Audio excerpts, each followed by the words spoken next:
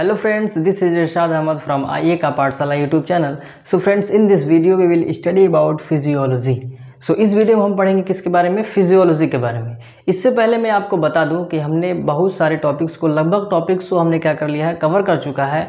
और उन सारी टॉपिक्स को, अगर उन सारी वीडियोस को बेसिकली आपने नहीं देखा है तो उन सारी जो वीडियोस का लिंक जो है मैं अपने डिस्क्रिप्शन बॉक्स में डाल दूंगा, आप इस वीडियो को वहां से देख सकते हैं। तो सबसे पहले हम पढ़ेंगे किसके बारे में? फिजियोलॉजी के बारे में, जो कि आज का हमारा टॉपिक होने वाला है। फिजियोलॉजी किसे कहते हैं? So physiology means working of human digestive system. किस तरीके से ह्यूमन डाइजेस्टिव सिस्टम जो है वो वर्क करता है, वो किसके अंडर आता है? वो आता है फिजियोलॉजी के अंदर। सो उसी के बारे में आज हम पढ़ने वाले हैं। तो सबसे पहले मैं आपको बता दूं कि कुछ पिछले वीडियोस में मैंने आपको बताया था होलोजोइक मोड ऑफ न्यूट्रिशन के बारे में। मींस अगर कोई भी ऑर्गेनिज्म 5 बेसिक स्टेप्स को इन सीक्वेंस ऑर्डर में फॉलो करता है तो उसको हम बोलते थे होलोजोइक मोड ऑफ न्यूट्रिशन। वो 5 बेसिक स्टेप्स कौन थे? पहला था ingestion, digestion, absorption, assimilation and egestion. तो ये 5 बेसिक स्टेप्स थे। जो भी ऑर्गेनिज्म इस फॉलो करता है इस बेसिक स्टेप्स को, उसको हम बोलते हैं क्या? Holozoic mode of nutrition. So जो ह्यूमन है वो भी holozoic mode of nutrition show करता है, वो भी 5 बेसिक स्टेप्स को फॉलो करता है। तो उसी 5 बेसिक स्टेप्स को ही हम क्या करने वाले हैं? पढ़ने वाले हैं। इंजेशन के बारे में, डाइजेशन, एब्जॉर्प्शन, एसिमिलेशन और इजेशन, ये पांचों के बारे में आज हम पढ़ने वाले हैं। और इस पांचों जो है उसको बोलते हैं होलोजोइक मोड ऑफ न्यूट्रिशन, और वो किसके अंडर आता है?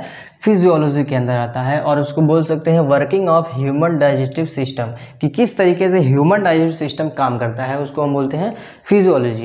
तो सबसे पहले हम पढ़ेंगे किसके बारे में? फिजियोलॉजी में सबसे पहले हम पढ़ेंगे इंजेशन के बारे में। इंजेशन कहते किसे हैं? तो इसको सबसे पहले हम समझते हैं। तो food is taken in and churn with the help of teeth.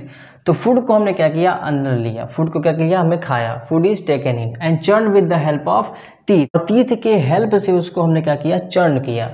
Teeth का काम क्या होता है? टीथ का फंक्शन ये है कि वो जो बिगर पार्टिकल्स है फूड का, उसको स्मॉलर पार्टिकल्स में ब्रेक डाउन करता है। कौन? टीथ। तो क्या करता है? फूड के बड़े पार्टिकल्स को किस में कन्वर्ट करता है? स्मॉलर पार्टिकल में। कौन? टीथ। और देखिए कि मैंने बताया था कि सलाइवा होता है हमारे माउथ में, वो किसके द्वारा सीक्रेट होता है? सैलिवरी ग्लैंड के द्वारा। तो सलाइवा है हमारे माउथ में, वो क्या करता है? फूड को वेट कर देता है, जिससे फूड अच्छे तरीके से हमारे माउथ में मिक्स होता है। और ये मैस्टिकेशन भी करता है, मैस्टिकेशन करता है किसका? फूड का। Mastication of food. तो saliva it also help in mastication of food. और वो क्या करता है? जो बिगर पार्टिकल्स हैं वो फूड के साथ मिक्स होता है, और टीथ जो है वो बड़े पार्टिकल्स फूड के वो स्मॉलर पार्टिकल्स में ब्रोकन कर देता है। तो ये था किसके बारे में? इंजेशन के बारे में। अब हम पढ़ते हैं डाइजेशन के बारे में। So in mouth saliva is secreted through salivary gland. तो माउथ में जो है वो क्या है? सलाइवा। और वो सलाइवा जो है कहाँ से सिक्रेट होता है? वो सिक्रेट होता है सलेवरी ग्लैंड से। सो उसमें क्या होता है? उसमें क्या होता है? सलेवरी ग्लैंड में होता है अमाइलेज। अमाइलेज एंजाइम क्या करता है? वो स्टार्ट करता है किसकी डाइजेशन? स्टार्च की डाइजेशन। स्टार्च की डाइजेशन क्या करता है? शुरू करता है। कौन? अमाइलेज। तो स्टार्च के अंडर किसने काम किया? अमाइलेज ने काम किया। तो स्टार्च, जितने भी फूड में स्टार्च होते हैं, स्टार्च किससे कहते हैं? स्टार्च जो है एक तरह का न्यूट्रिएंट है और ये हमारे फूड में पाया जाता है। तो अमाइलेज क्या करता है? इन स्टार्च को माल्टोज में कन्वर्ट कर देता है। किस में कन्वर्ट कर देता है? माल्टोज में। कौन? अमाइलेज। कहाँ है? सलेवरी ग्लैंड में। सो उसके बाद क्या होता है? Mastication of food is rolled into bolus. तो जो मैस्टिकेटेड फूड है, यहाँ पे बताया था मैंने, फूड यहाँ पे फूड जो था मैस्टिकेट हो गया होता है। मैस्टिकेट का होने का मतलब है कि वो अब जो है स्मॉलर पार्टिकल्स में कन्वर्ट हो गया है। अब उसको क्या कर सकते हैं? हम सॉलो कर सकते हैं इन फॉर्म ऑफ बोलस के फॉर्म में। बोलस किसे कहते हैं? कि जिस फॉर्म में आप फूड को क्या करते हैं? सॉलो करते हैं। जिस फॉर्म में फूड को आप निकलते हैं उसको हम बोलते हैं बोलस। तो बोलस के फॉर्म में हमने मैस्टिकेटेड फूड को सॉलो किया। उसके बाद सॉलो जब हम करते हैं तो किसके द्वारा सॉलो करते हैं? वो फूड जो है हम सॉलो करते हैं ऑसोफेगस के द्वारा, मीन्स फूड पाइप के द्वारा। फूड पाइप जो है वो किसे कहते हैं? Food pipe. तो जो फूड पाइप है वो यहाँ से नेक से गर्दन से स्टार्ट होता है और वो कहाँ तक रन करता है, स्टमक के एंडिंग तक, उसको हम बोलते हैं फूड पाइप। और फूड पाइप जैसे कि नाम से सजेस्टेड है कि फूड पाइप है, मीन्स इससे क्या पास हो रहा होगा, फूड पास हो रहा होगा। तो मैस्टिकेटेड फूड को हमने बोलस के फॉर्म में कन्वर्ट किया, उसको क्या किया हमने स्वॉलो किया। तो स्वॉलो जैसे ही किया वो कहाँ से स्वॉलो होगा, वो फूड पाइप्स होगा। अब ऐसा नहीं है कि हमने माउथ में फूड लिया और वो डायरेक्ट ही स्टमक में चला जाएगा, ऐसा कभी भी नहीं होता है। जब वो माउथ से ऑसोफेगस में यानी फूड पाइप में जब फूड पास करता है तो उसमें अलग तरीके की मूवमेंट होती है और उस मूवमेंट को हम क्या बोलते हैं, पेरिस्टाल्टिक मूवमेंट बोलते हैं। तो पेरिस्टाल्टिक मूवमेंट सबसे पहले समझते हैं, उसके बाद उसका कॉन्सेप्ट हम समझेंगे। So it is rhythmic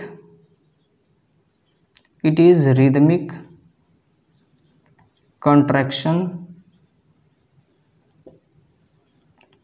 and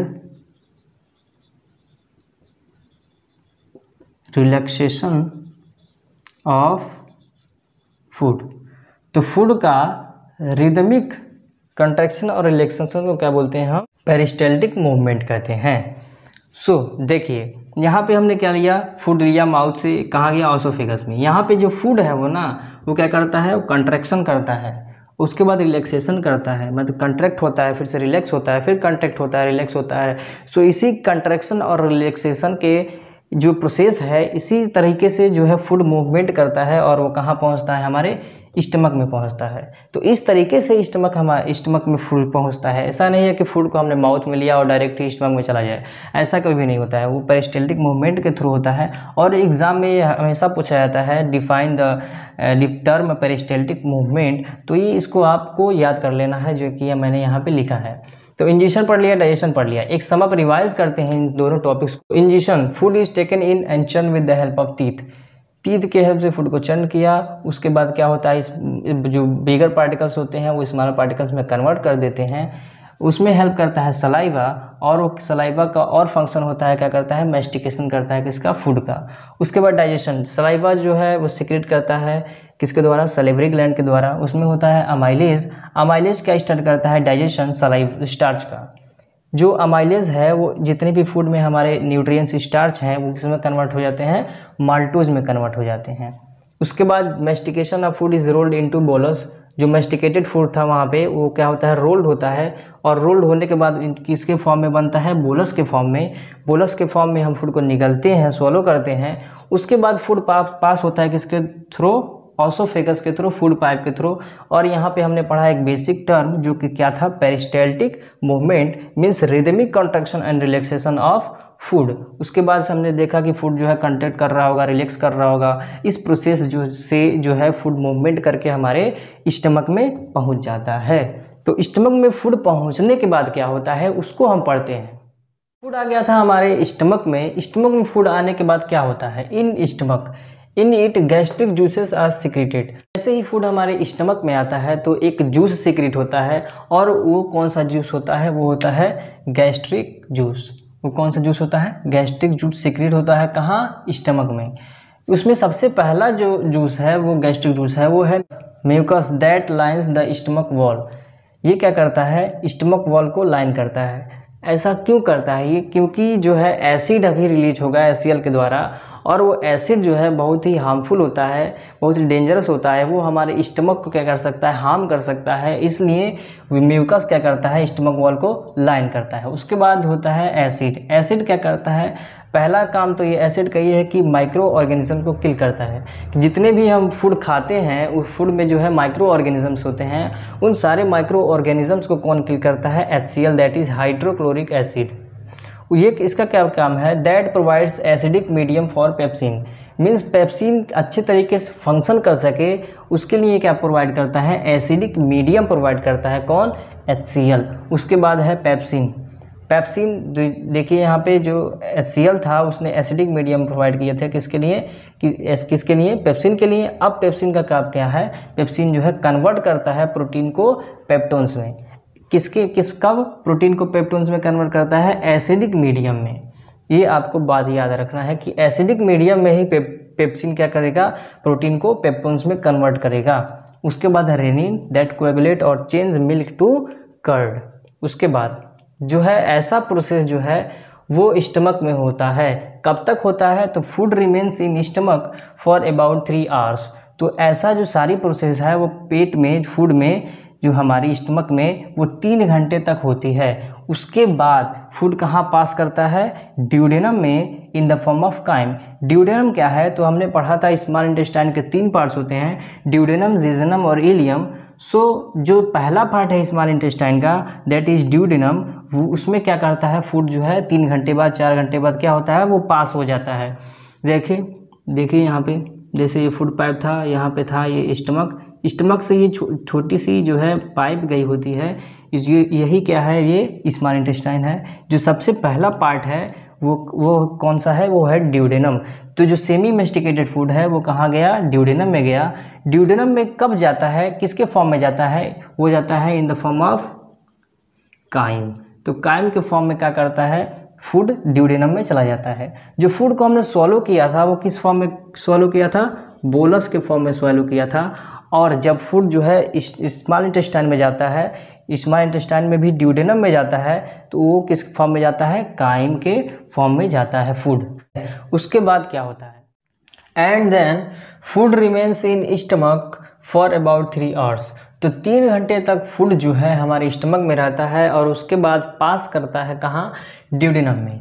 duodenum, जैसे कि मैंने आपको बताया था यहाँ पे फिगर बना के, कि यहाँ पे था हमारा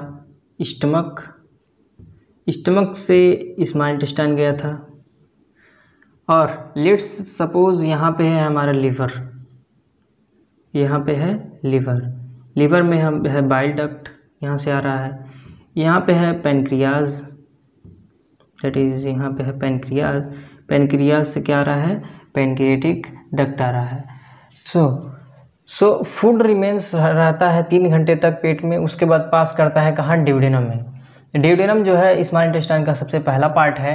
किसके फॉर्म में जाता है ड्यूडेनम में? फूड स्टमक से काइम के फॉर्म में। उसके बाद ड्यूडेनम में फूड जाने के बाद क्या होता है? उसके बाद देखिए यहाँ पे मैं आपको बताता हूँ।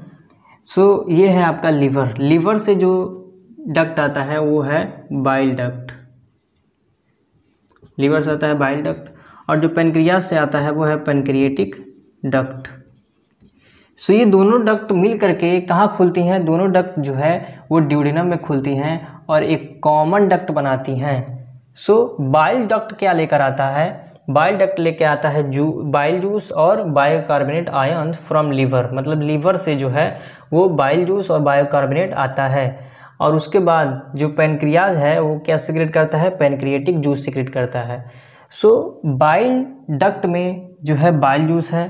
सो बाइल जूस क्या करता है? वो करता है help in emulsification of fat. So fat को इमल्सिफिकेशन करने का काम करता है bile juice, means break down करता है फैट को। कौन करता है? Bile juice. उसके बाद जो है बाइल जूस क्या सिक्रेट करता है? लीवर क्या सिक्रेट करता है? Bicarbonate ion. वो क्या प्रोवाइड करता है? वो प्रोवाइड करता है alkaline medium for pancreatic juices. So pancreatic juice जो है अच्छे तरीके से फंक्शन कर सके, इसलिए बायोकार्बोनेट आयन क्या करता है? एल्कलाइन मीडियम प्रोवाइड करता है। अभी तक जो फूड था वो कहाँ रन कर रहा था? एसिडिक मीडियम में। लेकिन जैसे ही बायोकार्बोनेट आयन आया उसने क्या किया? एल्कलाइन मीडियम प्रोवाइड कर दिया, क्योंकि जो पेनक्रिएटिक जूस है वो एसिडिक मीडियम में वर्क नहीं करता। वो कब करता है काम? एल्कलाइन मीडियम में। उसके बाद जो पेनक्रिएटिक डक्ट है वो क्या सिक्रेट करता है? Pancreatic juice. उसमें होता है अमाइलेज जो है स्टार्च को माल्टोज में कन्वर्ट करता है, ट्रिप्सिन पेप्टोन्स को पेप्टाइड्स में कन्वर्ट करता है। उसके बाद लाइपेज क्या करता है? फैट इंटू फैटी एसिड और ग्लाइसोल में कन्वर्ट करता है। तो ये था किसके बारे में? ड्यूडेनम के बारे में, जो कि है स्मॉल इंटेस्टाइन का पहला पार्ट। इसके बाद जो है फूड कहाँ जाता है? जेजुनम में, फिर से इलियम में। तो इस तरीके से फूड जो है रन करेगा, तो उसको भी हम एक बार पढ़ते हैं। उसके बाद सारे एंजाइम्स अपना फंक्शन करते रहते हैं, कन्वर्जन करते रहते हैं। उसके बाद जो फूड है वो कहाँ पास करता है? वो कहाँ चला जाता है? जेजुनम से होता हुआ इलियम में चला जाता है। ड्यूडेनम में गया, ड्यूडेनम से कहाँ से गया? जेजुनम में, फिर से कहाँ आया? इलियम में। In ileum, intestinal juices is secreted that complete digestion, that convert food into soluble form, amino acid, fatty acid and glycerol। उसके बाद इलियम क्या करता है? इंटेस्टाइनल जूस सिक्रेट करता है। जैसे कि हमने पहले ही पढ़ चुका है कि जो इंटेस्टाइनल जूस है वो इलियम में क्या होता है? सिक्रेट होता है। वो क्या करता है? कंप्लीट करता है क्या? डाइजेशन। तो पूरी तरीके से कोई पूछे आपसे डाइजेशन कहाँ ख़त्म होता है जाके, इलियम में, मीन्स स्मॉल इंटेस्टाइन में। उसके बाद क्या होता है, उसके बाद कन्वर्ट करता है क्या, इलियम फूड इनटू सॉल्युबल, मतलब इलियम में फूड आके क्या होता है, सॉल्युबल फॉर्म में कन्वर्ट हो जाता है, जिसमें जो पेप्टोन्स है वो एमिनो एसिड में कन्वर्ट होता है, जो फैट है वो फैटी एसिड और ग्लाइसरॉल में कन्वर्ट हो जाता है, और जो आपका कार्बोहाइड्रेट है वो किस में कन्वर्ट हो जाता है, ग्लूकोज में। तो ये है इलियम में। इलियम में क्या होता है, कंप्लीट हो जाता है डाइजेशन। इसमें इंटेस्टाइनल जूस सीक्रेट होता है, जो क्या करता है, पेप्टोन्स को एमिनो एसिड में कन्वर्ट करता है, फैट को फैटी एसिड ग्लाइसरॉल में कन्वर्ट करता है, कार्बोहाइड्रेट को ग्लूकोज में कन्वर्ट करता है। उसके अब देखिए जितने भी इंजाइम्स हैं ये किस में कन्वर्ट हो गए हैं, सॉल्युबल फॉर्म में। मीन्स अब क्या कर सकते हैं, अब इसको बॉडी में हम क्या कर सकते हैं, एब्जॉर्ब कर सकते हैं। तो अब हम पढ़ते हैं क्या, एब्जॉर्प्शन के बारे में। किसके बारे में, एब्जॉर्प्शन के बारे में। In ileum small finger like projection called villi, तो इलियम में स्मॉल फिंगर लाइक प्रोजेक्शन है, जिसको हम क्या कहते हैं, villi are present that increases the surface area for absorption. ये क्या करता है विलाई, ये एब्जॉर्प्शन के लिए अपने सरफेस एरिया को क्या करता है, इंक्रीज करता है। लेट सपोज आपका ये एक सरफेस है और ये एक सरफेस है।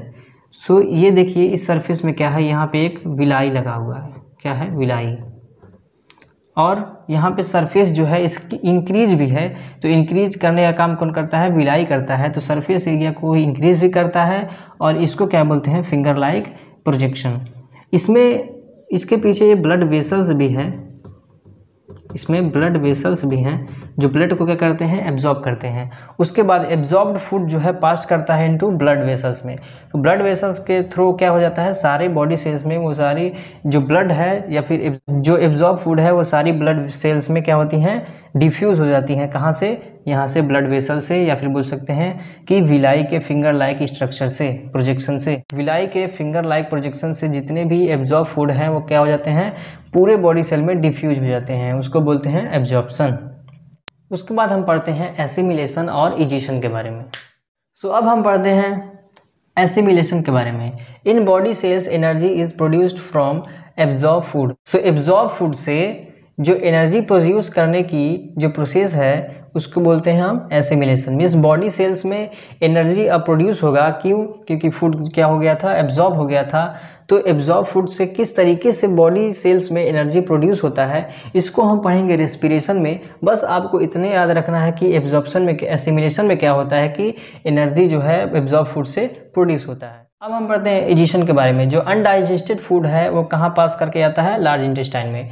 स्मॉल इंटेस्टाइन से होता हुआ जो अनडाइजेस्टेड फूड है, मीन्स जो फूड डाइजेस्ट नहीं हुआ होता है, वो कहाँ आता है, लार्ज इंटेस्टाइन में। जब लार्ज इंटेस्टाइन में आता है तो यहीं पर भी क्या होता है, वाटर एब्जॉर्प्शन होता है। तो कोई पूछेगा वाटर एब्जॉर्प्शन पूछ लेगा तो कहाँ होता है, तो आप क्या कहेंगे, लार्ज इंटेस्टाइन में होता है। उसके बाद this undigested food from caecum passes to colon and then rectum. उसके बाद क्या होता है, जो अनडाइजेस्टेड फूड है वाटर एब्जॉर्प्शन के बाद अनडाइजेस्टेड फूड जो है वो आता है सीकम में, सीकम से पास करता हुआ कॉलन में, एंड कॉलन से पास करता हुआ रेक्टम में। ये तीनों जो है लार्ज इंटेस्टाइन के क्या हैं, पार्ट्स हैं।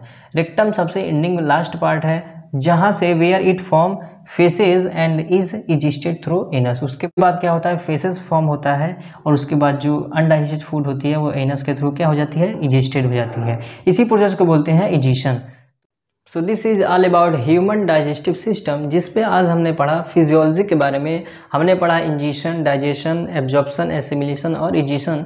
इन सारे 5 जो है holozoic mode of nutrition show करने वाले ऑर्गेनिज्म के बारे में हमने पढ़ा। तो सो फ्रेंड्स, इस वीडियो में हमने कंप्लीट किया ह्यूमन डाइजेस्टिव सिस्टम, जिसमें हमने पढ़ा आज फिजियोलॉजी, और आज हमने कंप्लीट कर लिया है इस वीडियो में ह्यूमन डाइजेस्टिव सिस्टम के बारे में। So friends, if this video is helpful for you, so please like the video and share with your friends and subscribe our YouTube channel for more updates. So friends, इस video में इतना ही, मिलते हैं next video में एक नए concept के साथ। Thank you and thank you very much.